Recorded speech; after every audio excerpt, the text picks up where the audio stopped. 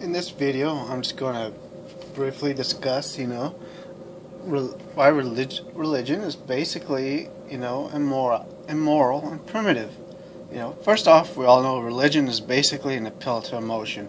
I feel this, I feel my God exists because of this, I feel the Holy Spirit, or I feel Allah, or whatever. It's always going to be, appeal to emotion. You think about morality, Christian morality, for example. We'll deal with Christian morality. You basically can do whatever you want in your life, murder, rape, steal, whatever. As long as you get saved before you die, you go to heaven.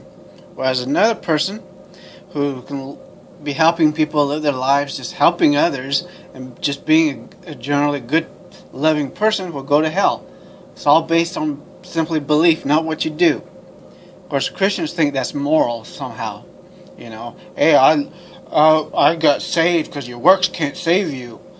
But that doesn't really make sense. There's a reason why other religions have works, because, hey, it isn't really right, and it isn't really a good God is not going to allow a murderer or a rapist into heaven. They're just, stupid. Of course, their counter thing is, well, atheists are immoral because they don't believe in a God. They got to get morality from a God and all this stuff. First off, you have to prove that your God exists. And the second is, my morality does not need to be based on a God. First off, you can read my description. You can check out, I have a link to a book I've written called The Holy Bible Reimagined. Please check that out. I basically, rewrote the Bible. Of course, not the whole Bible, but, you'll see if you check out the site. But anyways, you think about what atheist morality, you don't want to murder or rape because you go to prison. And if we all lived our lives the way we want and just live on pleasure, how long do you think the human race would last? How long do you think it would be before we wipe each other out? The reason why we have rules and laws. Besides, have you seen the way a lot of theists, not just Christians, but theists in general, behave? It isn't really any different than anyone else. Some of them are quite hateful and mean-spirited. Most religion, most of it's fear of the unknown, and of course the fear of death. For some reason, they're afraid of death.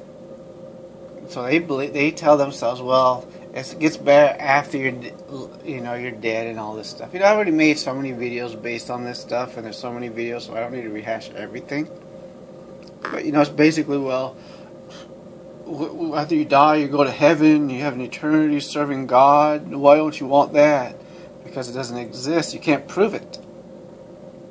So my only life I have is now. That means I have to be the best person I can be and love everybody around me. People in my family, friends, relatives. I have to be forgiving because, hey, they may not be here tomorrow. I may not be here tomorrow. But if you're a religious person, it's like, I may have screwed this person over and didn't love them enough. But, when I get to heaven, I'll make it all better.